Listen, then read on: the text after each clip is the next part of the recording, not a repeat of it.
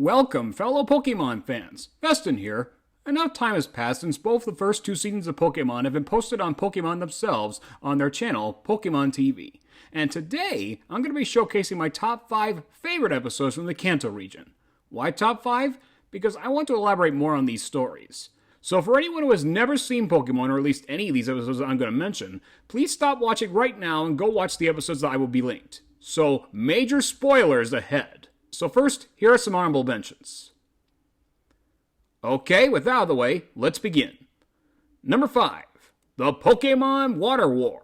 Surprisingly enough, we're starting this list off with an episode from the Orange Islands era. Which reminds me, this is the only Orange Islands episode that'll be on this list. I don't hate that season. Oh, heck no, I don't. And I have nothing against Tracy, but I feel like it was weird without Brock around.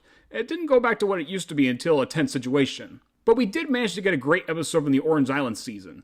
In this episode, Ash and his friends come across a firefighter named Captain Aiden, voiced by Dan Green, his first ever Pokemon role he ever did. He has a team of Squirtle, Blastoise, and Wartortle who help him put out fires in the cities of Ascorbia Island. But Team Rocket is lurking around, no surprise, and they capture Team Wartortle, Ash's Squirtle, and Pikachu.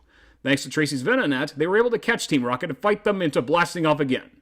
And here's the fun part. As they do this, Officer Jenny calls Captain Aiden and tells him there's an out-of-control fire in the apartment complex. While they get Team Wartortle back from Team Rocket, Misty goes into town with her Staryu, Tracy, Scyther, and Meryl, and try to fight the fire. But it was too strong. Luckily, Squirtle and Wartortle come to the rescue, and just in time, too. Because a young boy, voiced by Tara Sands, is trapped inside the apartment building. And Squirtle and Wartortle come to his rescue and help him reunite with his mother, also voiced by Tara. This episode was great. It was the start of the end of the Orange Islands era. It kickstarted Dan Green's career as a voice actor, and it shows us a very important lesson. It shows that without responsible thinking, fire can easily become the enemy of humans. The fire in the apartment complex nearly destroyed that poor child, and it serves as a lesson to everyone that if you're ever in a fire, find an exit or yell for help. Remember that, folks. Number 4, Pokémon Shipwreck. Following the events of battle aboard the St. Anne, Ash, Brock, Misty, Pikachu, Jessie, James, and Meowth have found themselves trapped underwater with the St. Anne sunk, and they are forced to work together to get out of there safely. Luckily for them, Misty is the expert about the St. Anne, and she has made a model of it at one time. And she formulates a plan for them to escape, with the help of their Pokemon, that is. This episode is basically a satire on the 1972 film The Poseidon Adventure, starring Ernest Borgnine, Gene Hackman, and Leslie Nielsen, and music by John Williams, where characters are trapped in a sunken ship and they have to find a way to get out. However, instead of a star-studded cast like in the movie, only 5 people are trapped in the St. Anne, which is just as well as we've seen the other passengers from the St. Anne already escape. This story shows a lot of interesting and fun things, like Brock using Onyx to make a staircase to get up to the hull, Jessie and James's beach fantasy which ends in a hilariously disastrous result, and even Pikachu giving Ash's brain a jumpstart with its Thunder Shock. And surprisingly, it works. I must say, without Pikachu's help, Ash wouldn't have thought of using Bulbasaur to cross the Major Inferno. Oh, and throughout all this, James carried around a Magikarp that he used all his money on in the previous episode. However, it turned out to be a pretty pathetic Pokemon, because it can't even swim and is not good for eating. At the very end, James gets so fed with Magikarp that he literally kicks him out of the team. But what he doesn't understand is that when you mess with a Magikarp, they will evolve into a deadly, ferocious Gyarados. Instead of fighting back at it, and I kind of wish they did, our heroes try to run away from him. But Gyarados already has plans in mind to destroy them. A deadly attack Misty calls Dragon Rage. A whole herd of Gyarados turn into a massive water cyclone and swallow up our heroes, leaving them stranded in Pokemon Land in the next episode, I Am the Giant Pokemon. And no, that's not next on the list, but don't worry, it's in the honorable mentions list, if you haven't noticed already. Number 3, A Friend Indeed. This is during Ash's competition in the Indigo Plateau, or at least the very end of it. After being fed a big meal by Ash's mother, Dealey, and Professor Oak at a nearby restaurant, Ash and his friends meet a friendly trainer from Frodemar City named Richie, voiced by Tara Sands. When the elevator suffers a power outage, Richie asks to borrow Pikachu to get the elevator working again, which Ash obliges, and surprisingly it works. Meanwhile, Team Rocket, having learned that Ash is on break from his competition, seizes the opportunity to try to catch Pikachu again. This time as fake Pokemon inspectors, but Ash and Richie quickly see through their costumes and they do their motto. Before they can fight them back, Jessie, James, and Meowth skedaddle with the Pokemon, with Weezing spreading a smokescreen. With no Officer Jenny's in sight, Ash and Richie decide to go after Team Rocket. This episode starts to showcase a lot more of Ash and Richie's relationship. Richie is also very prepared. Like, if he had a traveling companion with him, he always carries a spare sleeping bag. They share a dinner and stargazing. You know, if I didn't know better, I'd say Veronica Taylor and Tara Sands, who voiced Ash and Richie respectively, had a pretty fun relationship when they casted Tara to do Richie. I guess this would explain why she was cast in the movies Pokemon Forever and Destiny Deoxys as a companion to Ash to work out situations. The next morning, they get to Team Rocket's hideout, find Pikachu and try to escape, but Team Rocket starts up the car again, and this causes them to go out of control. Richie finds his Pokemon simulated by the stars on them, and Pikachu finds Ash's Pokemon by scent. And what's even fun is that Richie too also has a Pikachu he nicknamed Sparky. There's quite a few similarities between Ash and Richie. For example, Richie also has a Charmander that he nicknamed Zippo. As we all know, Ash's Charizard used to be a Charmander in the early years. With Charmander, they managed to escape, confuse Arbok with their two Pikachus, and send Team Rocket blasting off in the sky yet again. And with Butterfree and Pidgeotto, their mission was complete.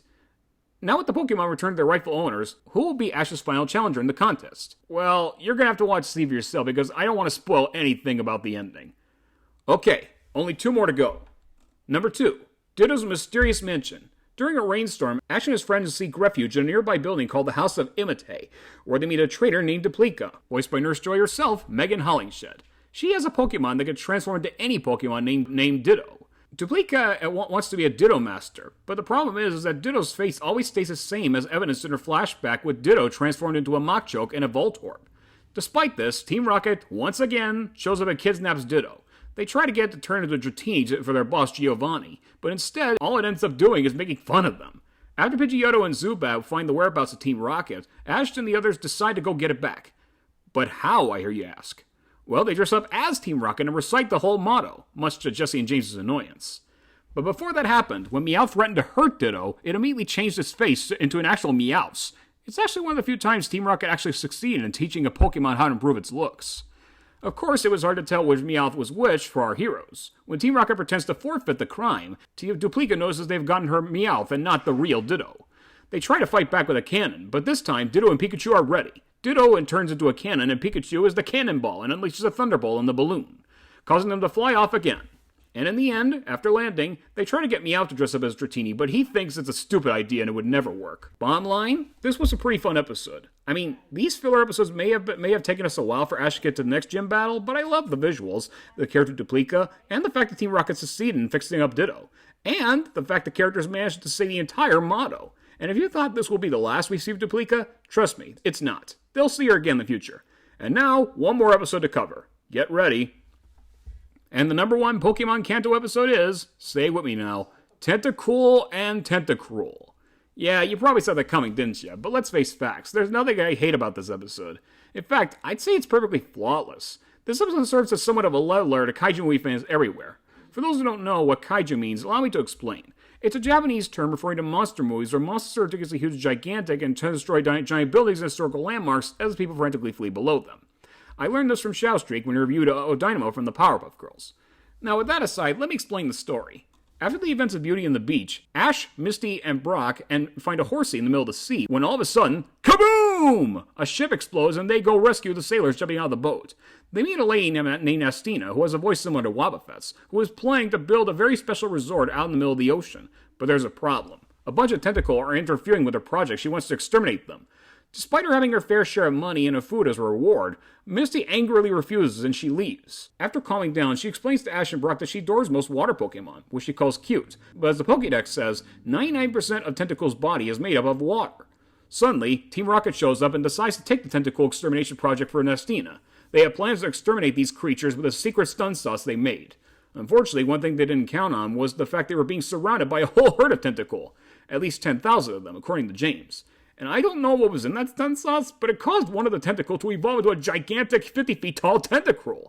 He goes on a rampage with his Tentacool army and uses his psychic powers from Meowth to explain why they're attacking. After attacking Misty's horsey, Ash and the others try their best to fight off the monster, but Tentacruel isn't thrilled about the Pokemon trying to fight back at him. And Misty was the only person who could stop this monster. And as for Nestina, well, she was blasted off into her cousin's Brutella's area, and Tentacruel and his army returned to the ocean. This episode was great, with a lot of action, great voice acting, great animation, and even a great story about how we must learn to respect sea creatures in their natural habitat, especially if it's near the coral reef. And props to Misty for having a story role in this episode, and finally able to capture Pokemon that surprisingly didn't get featured much. And speaking of appearing, this is actually the last time Ash used his Butterfree in battle, and because a few episodes later, he released it to find its mate. Butterfree will sorely be missed. Well, that's my top 5 favorite episodes from the Kanto region of Pokemon. I may do a favorite top 5 for the Johto journeys coming soon. And who knows, if you like this video, maybe I'll do another top 5 favorite Kanto's episodes list, especially with those honorable mentions. So, if you have any opinions on the episodes I covered in this video, feel free to let me know in the comments, and be sure to watch the episodes I list in the description. Gotta catch them all, or gotta watch them all is what they say. Until then, this is Veston signing off. See you later, everyone!